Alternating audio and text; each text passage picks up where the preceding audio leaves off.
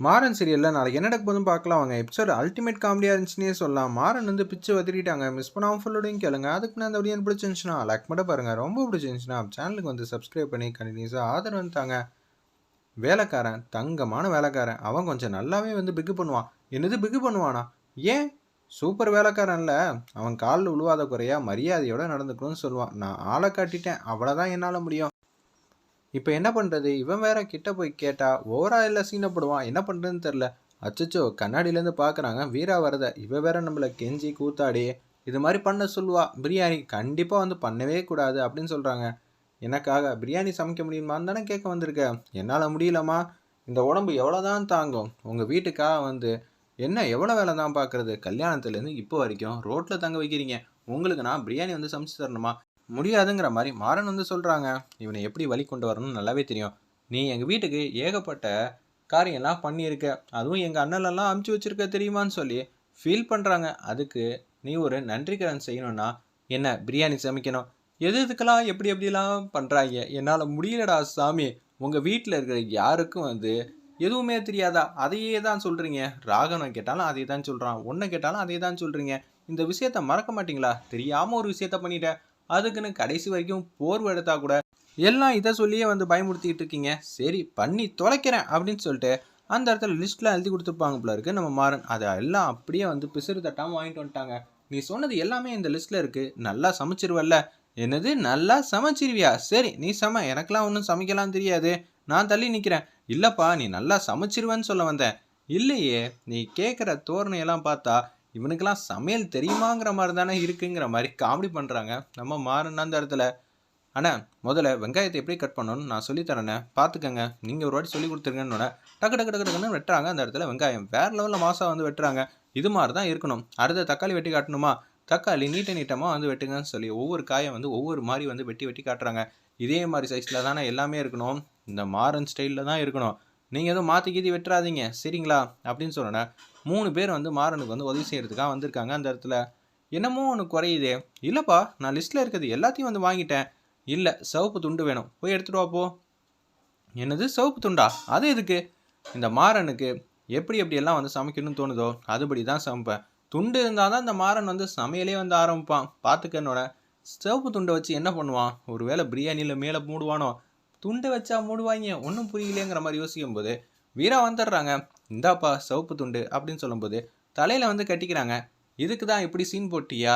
இல்லை நீங்கள் என்னமோ சொன்னீங்க, என் காதில் வேற மாதிரி விழுந்துச்சு. என்ன சொன்னீங்க அப்படின்னு சொல்லும்போது இல்லைப்பா உனக்கு இந்த தலையில் கட்டுறப்ப ரொம்ப சூப்பராக இருந்துச்சு, நல்ல வேலை மாற்றி சொன்னேன். இன்னொரு வாட்டி அதே டைலாக் சொல்லியிருந்தேன்னு வச்சுக்கேன், சமையல்லாம் இங்கே நடந்திருக்காது. சூப்பராக வந்து பிரியாணி வந்து சமைச்சிட்டு இருக்காங்க. நீ என்ன பக்கத்துலேயே இருக்க? உனக்கான வேலையை வந்து நான் கொடுக்க போகிறேன். என்ன தெரியுமா? அத்தை இங்கே வரவே கூடாது. ஏன் அவங்கள கூட்டிகிட்டு வரணுமா? அவங்க வந்தாங்கன்னா பிரியாணியில் உப்பள்ளி போட்டுருவாங்க, பரவாயில்லையா? அதுவும் நான் சமைக்கிறேன்னு தெரிஞ்சா மாரணியா வேலை வாங்குறீங்க அப்படின்னு சொல்லி யோசிப்பாங்க. இதெல்லாம் தேவையான்னு சொல்லி அந்த இடத்துல தூரமாக வந்து நின்றுட்டு இருக்காங்க நம்ம வீரா. என்னடி இங்கே நின்றுட்டு இருக்க? போடி, எங்கள் அத்தை இங்கே வரவே கூடாது சரியா அப்படின்னு சொல்லும்போது தூரத்தில் நின்று பார்க்குறாங்க. சரி இங்கே விஷயத்த நம்ம வேற மாதிரி தான் சமாளிச்சு ஆகணும்னு சொல்லிட்டு அவங்க அத்தை வந்து பிஸியாக வந்து இருக்கனால மொட்டை மாடியிலேருந்து ஒளிஞ்சு நின்று பார்த்துட்டு இருக்காங்க. நல்லா சமைப்பானா சமைக்க மாட்டானா? ஒரு வேளை கோவத்தில் உப்பள்ளி போட்டுருவானோ? ஒன்றும் புரியலையே அப்படின்னு சொல்லி யோசிச்சுட்டு இருக்காங்க. அப்பன்னு பார்த்து ராகவன் வராங்க. ராகவா ஜம்முன்னு இருக்கியடா, ரொம்ப சூப்பராக அழகாக இருக்க. ஆமாண்டா நைட்லாம் நிம்மதியாக தூங்குனியோ? ஆமாண்டா சூப்பராக தூங்குனேன். அப்போ நான் சோபாவில் தூக்கம் வரலன்னு சொன்னியே, அதெல்லாம் பொய்யா? டேய் நல்ல கைக்காரனா வந்து தேறிட்டடா. உனக்காக நான் இங்கே பார்த்தியா வேர்க்க விறுவிறுக்க வந்து சமைச்சிட்டு இருக்கேன். நீ மாட்டுக்கு வந்து நிம்மதியாக சந்தோஷமா கையில் என்னப்பா சூப்பா? ஆமாண்டா சூப்பு கொடுத்தாங்க, அதனால தான் சூப்பு வந்து சூப்பராக குடிச்சிக்கிட்டு இருக்கேன் அப்படின்னு சொல்கிறாங்க. உனக்கு என்னப்பா கொடுத்து வச்சுவேன் நானும் அப்படியான்னு சொல்லி கிண்டிக்கிட்டு இருக்காங்க. அந்த இடத்துல ஆல்மோஸ்ட் எல்லா வேலையும் முடிக்கிறாங்க போல இருக்கு. அப்போன்னு பார்த்து தூரத்துலேருந்து வந்து பார்க்குறாங்க நம்ம வீராவை வந்து ஒளிஞ்சு நின்று பார்க்குறத. ஏய் நீ எதுக்கு அங்கேருந்து ஒளிஞ்சு நின்று பார்த்துட்டு இருக்க? கீழே இறங்கி வா. அச்சச்சோ பார்த்துட்டானே. இப்போ நீ சமைக்கிறது தான் வந்து தூரத்துலேருந்து ஒழுங்காக சமைக்கிறியா இல்லையான்னு கண்காணிச்சிக்கிட்டு இருந்தா அவன் தப்பாக நினச்சிப்பான். என்ன பண்ணலாம்? சரி வேறு ஏதாவது சொல்லி சமாளிப்போம். வீரா வந்து நினச்சிக்கிட்டே வந்து கீழே வராங்க. எதுக்கு அவன் மாடியிலேருந்து வந்து கண்காணிச்சிக்கிட்டு இருக்க? என்ன சூப்பர்வைசிங் பண்ணுறேன்னு நினப்பா.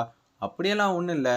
டேய் இஞ்சி பூண்டு பேஸ்ட் வந்து பிரியாணியில் வந்து போடுவாங்களா மாட்டாங்களா? ஒன்றும் புரியலையே அப்படின்னு சொல்லி வீராக்காவை நக்கல் அடித்து பேசுகிறாங்க. அப்போனா உனக்கு பிரியாணி செய்ய தெரியாதா அப்படின்னு சொல்லி கண்ணை வந்து கசக்கிக்கிட்டே வந்து அழுகுறாங்க. போச்சு போச்சு பெரிய ஆளெல்லாம் வரேன்ட்டு இருக்காங்க. ஆனால் கடைசியில் வந்து இவன் சொதப்பிட்டான், ஏதோ முன்பக்க காரணமாக என்னை பழி வாங்கிட்டான் அப்படின்னு சொல்லி க்யூட்டாக அழகாக வந்து அழுதுகிட்டு இருக்காங்க நம்ம வீரா. ஏய் வீரா, அவன் சூப்பராக எக்ஸ்பர்ட்டாக வந்து சமைக்க தெரியும், எந்த நேரத்தில் என்ன செய்யணும்னு அவனுக்கு நல்லாவே தெரியும், தேவையில்லாம் பாட்டை போட வைக்காத, உனக்காக தான் ட்ராமா பண்ணிக்கிட்டு இருக்கான் பாரேன் சிரிக்கிறான் அப்படின்னு சொன்னேன். சிரிச்சிட்டு இருக்காங்க. அப்போன்னு பார்த்து வள்ளி வந்து வராங்க.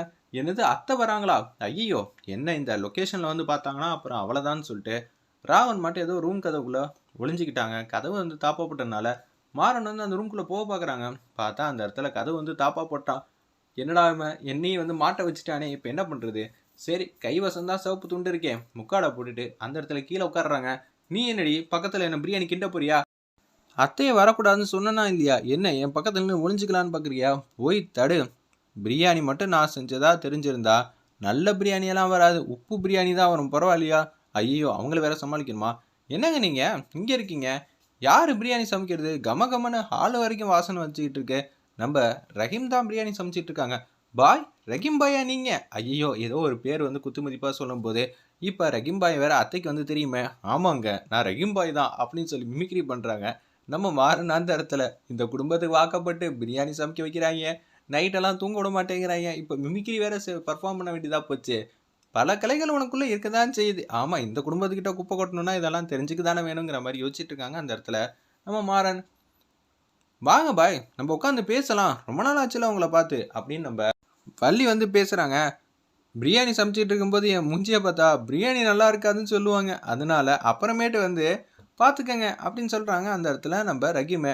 உடனே வந்து என்னது பாய் இப்படியெல்லாம் பேச மாட்டாரே ரஹீமே, என்ன காமெடி பண்ணுறீங்களா பாய், ஆமாம்மா இதெல்லாம் காமெடி தான், ஏதாவது ஒரு பண்ணு வீராங்கிற மாதிரி சிம்பாலிக்காக வந்து சொன்னோன்னே, வாங்க நீங்கள் இன்னும் குளிக்கல, ஆமாம் இங்கே ஒரே ஒரு ரெஸ்ட் ரூம் தான் வச்சுருக்கீங்க, 10 பேர் 20 பேர் கிட்டே இருக்காங்க, ஒன் பை ஒன்னாக தானே போனோம், அது வரைக்கும் வெயிட் பண்ணிகிட்டு இருக்க முடியாது, ஆனால் தான் கடைசியாக வந்து குளிச்சிக்கலான்னு முடிவு பண்ணிட்டேன், வாங்க முதல்ல பிருந்தாட்ட சொல்கிறேன், ஏய் இவங்களை நல்லபடியாக வந்து ரெஸ்ட் ரூம் வந்து ஃப்ரீ ஆக்கி விட்டுரு, இவங்க உள்ளே போயிட்டு வந்துட்டோம் சரியா அப்படின்னு சொல்கிறாங்க அந்த இடத்துல.